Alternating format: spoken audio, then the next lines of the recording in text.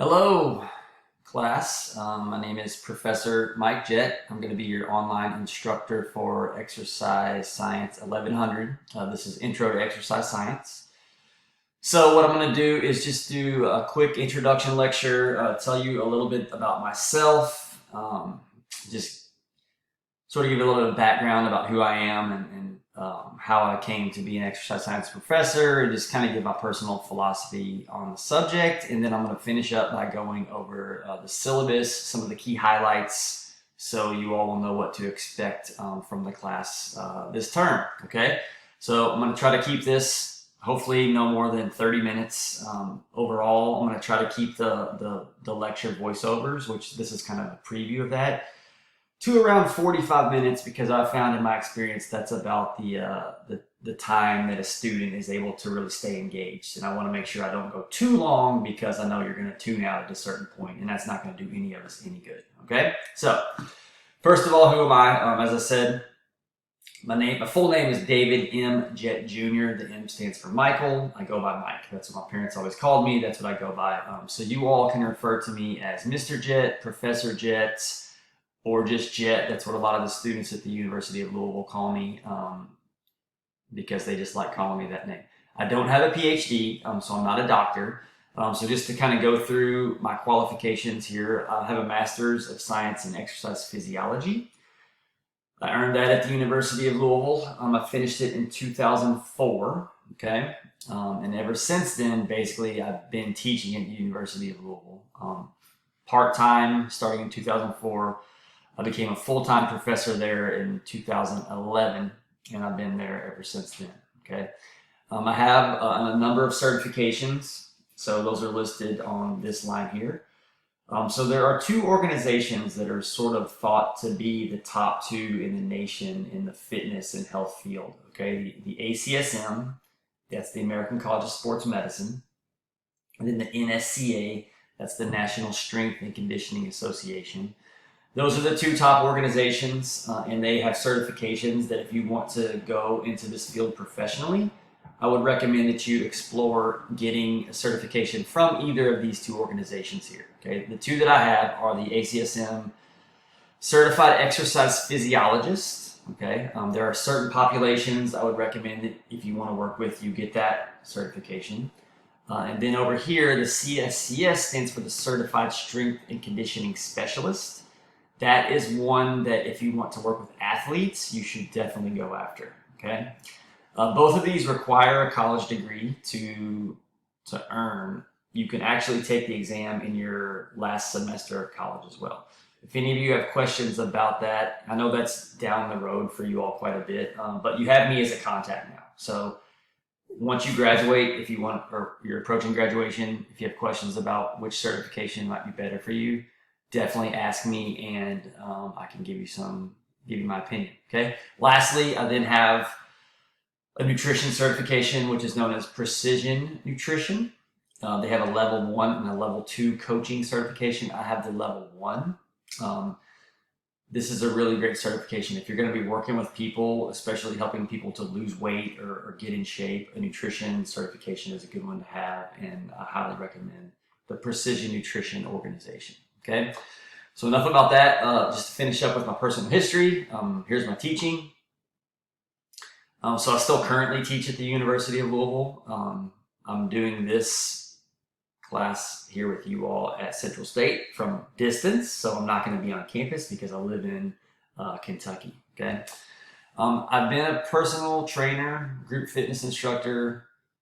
I still do that. So when I was in grad school, I started training individuals. So starting in 2002, and then once I finished grad school, I really kind of dove into fitness training for my full-time job, and actually owned my own gym, as I say here, for about 5 years. So I have that experience that I can share with you all as well if you have questions about that. Business ownership is no joke. It's intense, and you need to be ready to give kind of all of yourself to the business in order for it to succeed.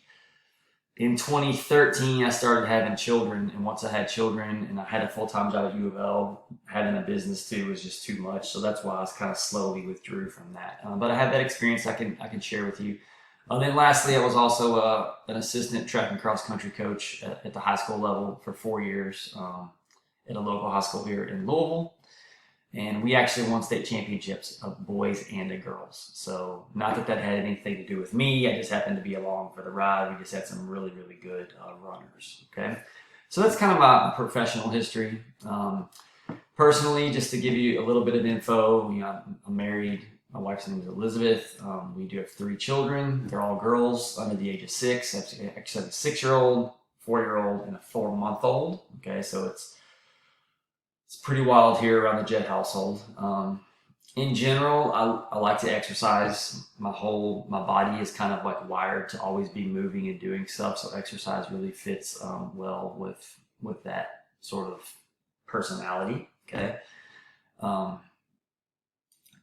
As a lot of you, my interests have really changed in this year. I used to be really into certain things, and since 2020 hit, I've really kind of got into different things quite a bit. So I'm not going to go into what those things are, but change your tastes and your interests can always change, and mine certainly have. However, health has always been a priority, and I think even in this year, health is even more important. Okay, it's always been an interest of mine. It's always been a priority of mine. So let's talk about for a second. I want to share with you what my personal philosophy is on health. What are the keys to health? Okay, because exercise science is a key component of health. Because I think the number one key, and this is not in any certain order, to be honest with you. But number one on my list is movement. Okay, the human body, for it to be healthy, it needs to be moved. Okay, there's a lot of research that shows that sitting has a very negative impact on health. Okay, within movement though, we have 2 different categories. We have physical activity versus exercise. Now you might ask yourself, what's the difference? Okay, and again, this is kind of my take on the question. Exercise is something you intentionally do, like you go to the gym, you play a sport, okay? Where physical activity are more the daily things that you do, walking around the block, working in your yard, walking your dog, just maybe walking around campus, climbing stairs, okay? These 2 things have an interesting relationship because I think, if you go back 50 years ago, which you all weren't around, neither was I, to be honest. I'm 44, so I was close to being around, but not yet. But 50 years ago, people got a lot of physical activity in, so they did not have to exercise.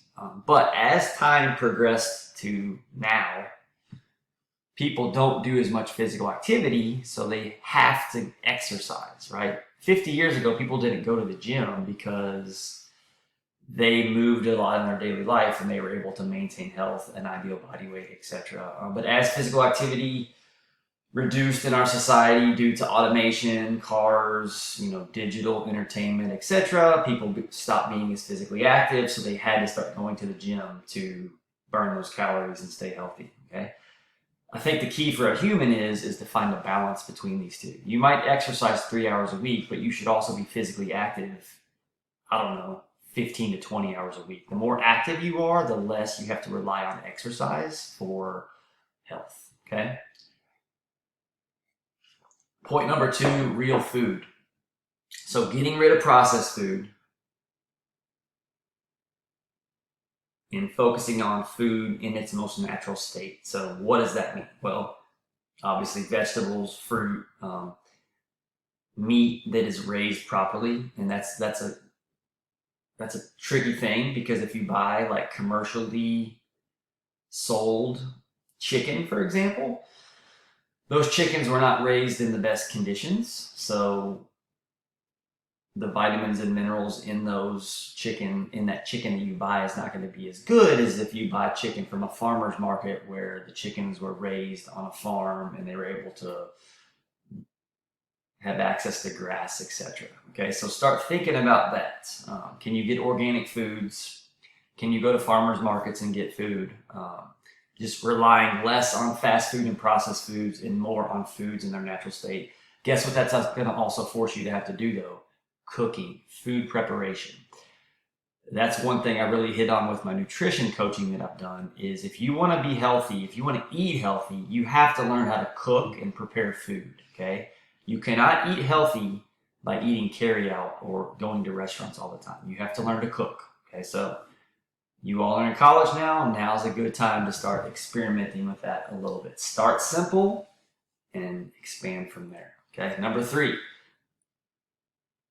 the majority of your fluid intake should be water. Okay, no soda, no Gatorade even. I'm drinking coffee here. Coffee's largely water. This is kind of the one trade-off I make, but make sure you're drinking water all day, every day. Filtered water, if possible, is going to be better, but any water is better than no water. Okay. Number 4, you got to get out in the sun. Okay. Your body is going to produce vitamin D in response to sun exposure. Vitamin D is healthy. Okay. You might have heard with the pandemic going on, COVID, that people who had negative outcomes with that illness have had low vitamin D levels. Okay. So how do we boost our vitamin D? Get out in the sunlight. Now, I'm not saying you should get sunburned, but every day make an effort to get out in the sunlight. Okay. Just like plants need to be in the sun, humans need to be in the sun as well. Number 5, sleep. I know that's a hard word to control, but you need to try to get some regular sleep every single day, obviously, in order to maintain health. Our body needs to recharge and rebuild, and it does that when we sleep. Okay. Try to set a schedule, have a bedtime routine, turn off your phone, or let's see. What I've done on my phone is I have how can I show you this? I turn off the blue light and filter onto the red light at nighttime. So watch this. So that's the blue light. If I do a triple click, see how the screen changed to red. Okay. After 9 p.m. when the sun is down, switch from the blue light to the red light, and that is better for your brain and helps prepare you for sleep. So if you have to look at a screen at night, go to the red light, not the blue light, because that'll help you unwind and get ready to go to sleep. Okay. Other tricks I would recommend. Reading is a great way to fall asleep. Have very dim lighting. Make sure you don't have bright overhead lights above your head at nighttime. And then, like I said, having a routine can really help with that. Okay. And then lastly, this is a key one that is overlooked, is, we have to have good relationships with people. And all of these, really, this one and sleep kind of focus on de-stressing. Stress is a very negative thing for health. Stress is a natural part of life, though. Okay, we're going to have it, but we can deal with it by exercising, sleeping, and having positive human interaction. Okay, so again, 2020 has been interesting. We're supposed to stay away from people. I don't think that's a good thing. I think we need to be around people. We need to talk to people. We need to see their faces and smile at them, as much as we can. Okay, I know we have to make some adjustments. I'm not saying don't do that, but when you can, work to have happy, healthy human relationships, because that's going to be positive for your mental health, and your mental health is then going to have an impact on your physical health. Okay, so that's just my sort of personal philosophy on health. Again, if anybody wants to have a discussion about any of this, I do have a discussion board up for this lecture. We can have a discussion about these things if you'd like, and give me your take. If you want to share your personal philosophy on health, feel free. I would love to read it. Now, the power of exercise. Okay, so I want to kind of transition into what you can do with this major as a career.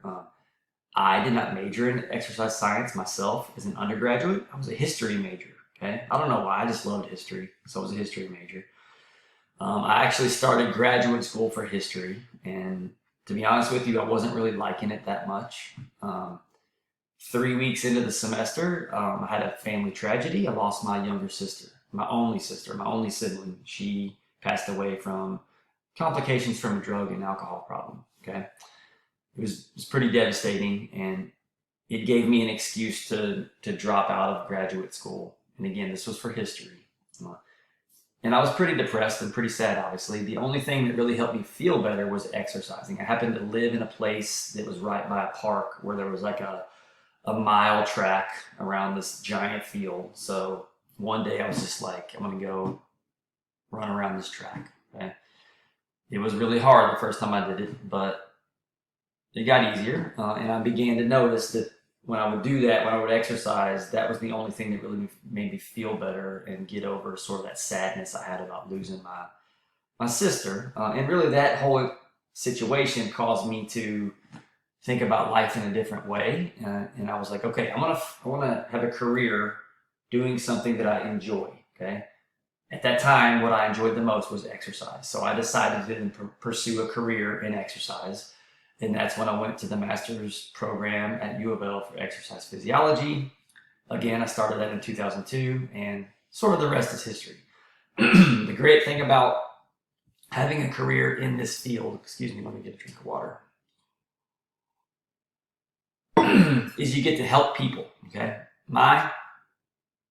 What I found is happiness can be found in your career if you can do two things. You have to enjoy the field, and you have to be able to help people. If you can do those two things, then you're going to love your career. And that's what's important. You need to find a career that you love, okay? And maybe some of you will find that you don't love exercise science as you get into this field. And guess what? You don't have to stay. Go find something that you love, because that's going to lead to happiness in your life, okay?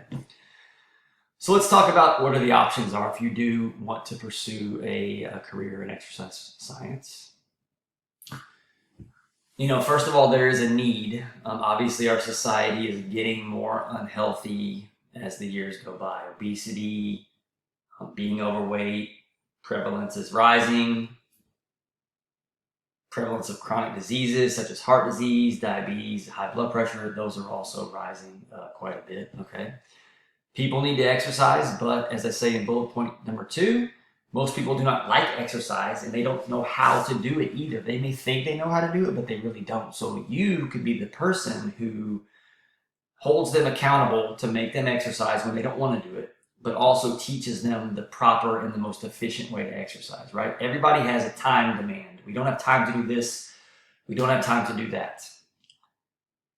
So when we do things, we need to be able to do them efficiently. Spend as little time as possible doing the task as well as we can. So teaching people how to exercise efficiently is going to be a very important thing for them. And guess what? Once they start seeing positive results, they're going to get hooked and they're going to love it. And you might have clients for the rest of your lives, okay? So we have a very important role as fitness professionals, as exercise professionals. Now what I do here is I kind of break down the different levels of career options: basic, intermediate, advanced. And what I mean by basic is you can do these things with an undergraduate degree only. So you get your bachelor's degree. You can work in fitness. You can be a personal trainer. You can be a group fitness instructor, etc. Wellness coaching is a thing that's growing in popularity, where you're not just addressing exercise, but kind of that whole lifestyle, sort of jumping back to what I mentioned on this slide, right? There's a lot of keys to health. A wellness coach might address all of these things versus just exercise. And then corporate wellness is a growing thing as well. Businesses recognize the importance of exercise for their employees. Healthier employees are better employees. So they're developing wellness programs, and a lot of graduates at the University of Louisville that I deal with, they are getting jobs right out of college working in corporate wellness programs, okay? Now, stage number 2, level number 2, I should say, is the intermediate level. These are things that may require a graduate degree, okay? So a master's degree, kind of like I have. A strength and conditioning coach is somebody who works with athletic teams. So think about at your universities, even at the professional level, you have strength and conditioning coaches that train the athletes, not in the sport, but through lifting, conditioning, etc. Most strength and conditioning coaches at the collegiate and professional levels, they're going to have a master's degree, okay? So consider that. If you are interested in that population, you may need to explore graduate school down the road, okay? Then you can be a technician in one of the various therapy fields, so physical therapy, occupational therapy. The PT or the OT tech, they're not the doctors. They're usually the people who take the patients through the individual exercise stations, okay? You can do that with a bachelor's, but a master's will help you get better jobs and probably will pay a little bit more as well, okay? And then, of course, you can still work in fitness with a graduate degree. Again, the more higher your degree is, the better your resume will look, the more likely you are to get hired, right? So just consider that, okay? Rehabilitation. So with that, I'm talking about rehabilitation from surgeries, diseases. So cardiac rehabilitation is probably one of the most common career paths for students, where you're going to work with people in more of a clinical or a hospital setting after they have had a heart attack or surgery to prevent a heart attack, right? There is a rehab progression that people go through following those procedures, and a cardiac rehab specialist is going to take people through that. Most people who work in cardiac rehab, they're going to have a master's degree, okay? And then lastly, the advanced. So this is, I'm talking like either PhD level or doctor of physical therapy, doctor of occupational therapy. You're talking about a doctorate, okay? So physical therapists or occupational therapists, they're going to have a doctorate. Very difficult programs, okay? If you want to apply to physical therapy or occupational therapy school, you're going to need to take a lot of the hard sciences and do well in those things, okay? Maybe you want to get into research, so you could get a PhD in exercise physiology or exercise science and become more of a researcher. Along with that, you could become a professor, right? Now, I teach with a master's, but I don't do research, right? If you want to be a researcher, you're going to get a PhD, okay? Business owner, you don't necessarily have to have a PhD, but a business owner is an advanced job. I mentioned this earlier. If you want to own your own business, you need to be all in on that business. You can't just do it on the side and expect it to be successful. It has to really be your primary focus in life, okay? I kind of think, though, that any of these things, notice that some of these appear on any, right? You can take all of these to the next level. It just depends upon how dedicated you are, how serious you are, and how much you want to put into it. But the more you put into it, the more you're going to get out of it, okay? So how do you start? How do you pick something here? What I might recommend you do is think about what population you want to work with. Now, what I mean by the word population is what type of people, what group of people do you want to work with, okay? So here I list, some different populations that are common, okay? General population is basically just your average person, right? Your 40-year-old office worker who just wants to get in shape. They don't have any diseases. They're not an athlete. They just want to get in shape. That's what we tend to call the general population, okay? Then maybe you want to work with youth or children, maybe teaching youth sports, strength and conditioning for children, okay? That's not my personal cup of tea, but some people like that, okay? Maybe you have an interest in the senior population, so we're talking about elderly, senior citizens, okay? That is a very rewarding group to work with. I work a little bit with that population, but some people may not want to, okay? Then we have special populations. What I mean by this is people who have a diagnosed disease or illness such as diabetes, pulmonary disease, maybe somebody who has low back pain or they've had a hip replacement. There's a huge spectrum of special populations. But what you could do, you could focus on working with just this population, okay, and really become an expert within that population. Okay? Or maybe you want to work with athletes. Maybe you want to work to do conditioning with basketball players or football players or soccer players, whatever sport, or all sports, whatever.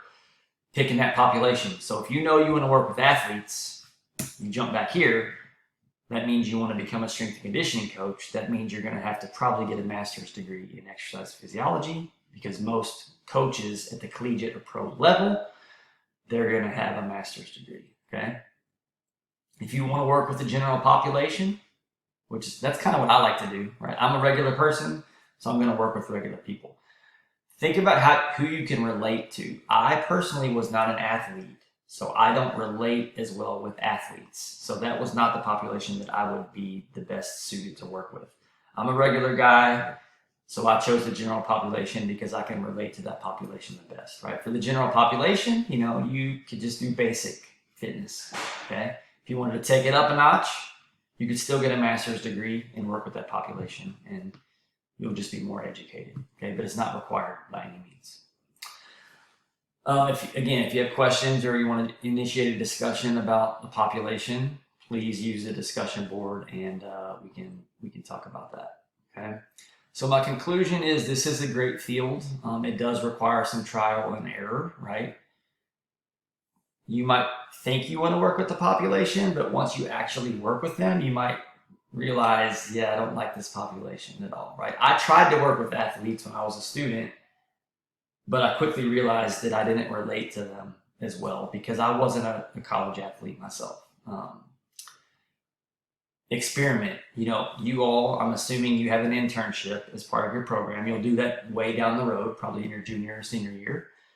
Try stuff out, work with the population, and if you don't like them, that's good knowledge to have, right? Failure, as I say here, is the best teacher. That was said by Yoda from Star Wars. Okay, I'm a Star Wars fan. Not only do you learn a lot from succeeding, but you learn maybe even more from failing, right? If you work with the population and you realize you don't like them, well, now what have you done? You've narrowed your focus, right?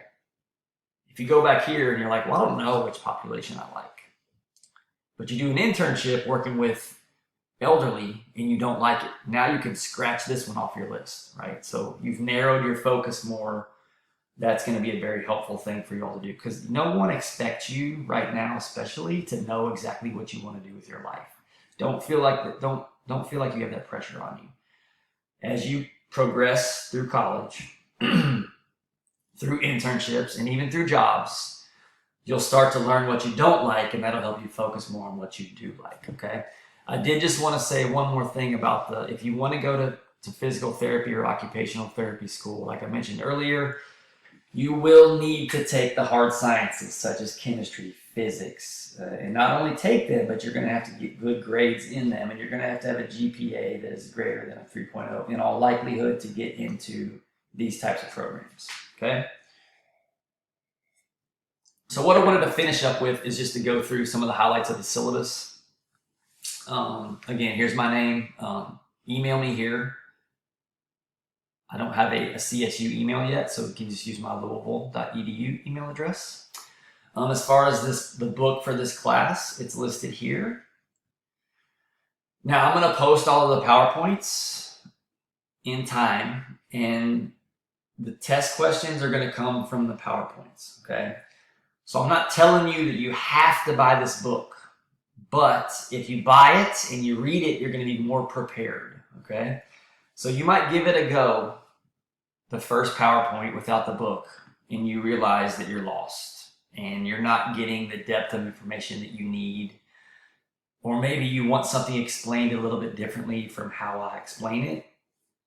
Then you might want to consider picking up the book, okay? Because this book is a little older, you can probably find used editions of it relatively cheaply, okay? And also you can probably find electronic versions as well that will be cheaper than a hardcover book, okay? So next thing, just what are the key components of the course? So we're going to have a lecture PowerPoint voiceover where I'm going to do exactly like I'm doing now.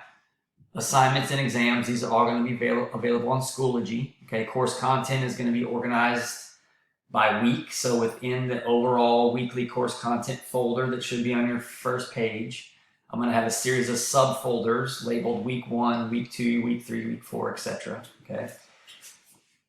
This is in the week 1 folder. So if you're watching this, I'm assuming that you found it. Okay, so you're going to look in week 1. In the week 1 folder will be the plain PowerPoint with no voiceover, the voiceover, and then any assignments that are going to be due that week. Okay, that's in the week 1 folder. Same thing in week 2, and week 3, etc. Okay. Exams will be found in a separate folder, and those will only be available like the week that they're due. Okay. Obviously, computer access is critical to this class because it's an online class. All right. So next thing to point out is Grading system. So here's the grading scale. Okay. There are 485 points available in this class. Part of those points, a large component, comes from the exams. So there are 3 exams, each worth 100 points. The exams will not be cumulative, okay, which means they're going to focus on the most recently covered material. Format is going to be multiple choice, true, false, maybe some short answer, okay. Exams will be available beginning on Wednesday of the given week at the latest, and they'll be available through Friday at 8 p.m. Okay, most of my assignments are due at 11:59 on Fridays. Exams are going to be due a little bit earlier just in case you have questions. I'm not going to be awake at 11:59 p.m. probably, but I will be awake by 8 p.m. I'm not that old. So you can ask me questions, or I can reset the exam for you if I need to, okay? So 300 of the 485 come from exams. 65 of the 485 comes from lecture study questions. Even for this PowerPoint, each PowerPoint is going to have a series of questions, a set of 5 questions or so, that you will do after you watch the PowerPoint. And these have a point value of 5 points each. There's 13 sets of questions for 5 points each for a total of 65, okay? Again, these are going to be due by the end of the day, Friday of the given week. So for week 1, today is, what's today's date? The 7th. So we're looking at Friday's the 11th. So by Friday, September 11th at 11:59 p.m., you'll need to turn in the introduction lecture study questions, okay? A second assignment type are the critical thinking assignments. These are worth 10 points each. There are 6 of these, okay? So a total of 60 points comes from the critical thinking assignments. These are going to ask you basically more of an open-ended question to get you thinking more. Critical thinking is a skill that I want you all to start developing, where you're not going to just hear something I say and think it's absolute truth, right? I want you to think about it. What does this mean? Is this true? Is this false? This is a really important skill for you all to develop for your future. You hear a lot of things said in the world, and you shouldn't just believe them. You need to think about the truth behind them. Okay, so that's what the critical thinking assignments are going to challenge you to do. Now, just to jump down here, we also are going to have lab assignments, okay? You're not going to have both a critical thinking and a lab assignment in a given week. You're going to have either or, okay? So there's 6 critical thinking, there's 6 labs. And again, you're not going to have both on the same week, one or the other, okay? Lab assignments are going to be based upon videos that I'm going to post in the weekly content folder. These are videos I've shot in our exercise physiology lab in the University of Louisville. The assignments are going to basically have you, they're going to direct you to watch the video. On the lab assignment, there's going to be data that you're going to collect and write down or type in from the video, okay, as we conduct a variety of tests. And then you're going to be asked some critical thinking questions on the lab about the data. Okay, so you're going to be asked to maybe analyze the data, answer some questions about that stuff. You might also find answers for some of those questions in the lecture PowerPoint for that given week as well. Okay, so again, 60 points from the lab assignment, 60 points from the critical thinking for a total of 120. These assignments are worth 10 points each. The lecture study questions are worth 5 points each. And again, the total for that is 485 total points. All right, so last thing to look at is the weekly schedule. So what I've done is I break it down by weeks. What topic are we covering? What is the suggested reading? And then what assignments are due at the end of the week. So notice this week is September 7th through the 11th. Due date, Friday, 9/11, introduction lecture study question assignment. Okay. For week 2, starting next week, we'll have topic is Introduction to Energy Transfer. The reading is chapter 5 from the textbook. At the end of that week, on the 18th, we will have chapter 5 study questions and the chapter 5 critical thinking assignment. Will both be due by 11:59 on that Friday. Okay. So same thing goes down here. Just notice for week 3 and 4, it's a little bit longer of a chapter, so we're going to take 2 weeks to cover it. First exam is going to come up on the week of October 5th. So what I'll do is I'll make it available starting Wednesday, the 7th. It'll be available until Friday, October 9th at 8 p.m. So you'll have basically 2 days to log on and take the exam, okay? We'll pick it back up here, going through individual chapters. Actually, notice after the first exam is when we'll have our first lab assignment. So again, I'm going to post a link for a YouTube video in the weekly course content folder. You'll watch that video, then you'll do the lab assignment. I do want to point out we will also have lecture videos this week. So it'll basically be, when we have labs, there'll be 2 videos you have to watch. One for the lecture and then one for the lab, okay? And then, let's see, exam 2 is going to be the week of November 2nd. We'll then come back. We will have some content to work through on Thanksgiving week.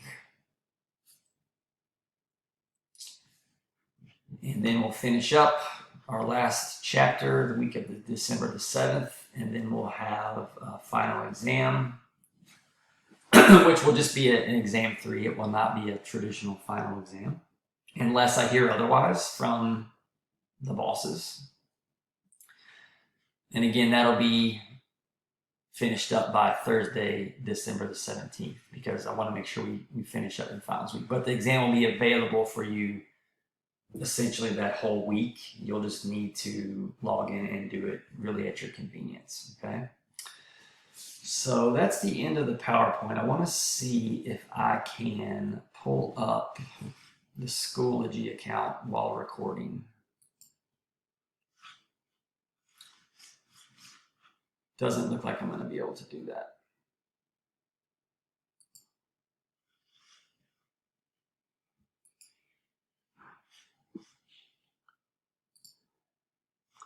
So instead, I'm just gonna stop it here. What I'll do is, again, post the content. Because I'm creating this class as I go, this is my first time teaching it at this university, the weekly content will always be available for you by the Sunday night prior to the beginning of the week, okay? So the week 2 content, I will have it posted and ready for you by, excuse me, this coming Sunday. That will be September the 13th. It'll be up. So on the 14th, as we begin week 2, all of the content will be available for you to do, okay? I'll try to be pretty timely with the grading as well and get stuff graded by the beginning of the week so you'll know where your grades stand, okay? So I hope that you made it this far. It's been 38 minutes. That's not too bad. I always go a little bit longer than I say I'm going to go because once I get talking, I kind of like to go. But I look forward to getting to know some of you. Just interact with me as much as you can. That'll make it more fun for all of us. And I'll come back and talk to you in week 2. Take care.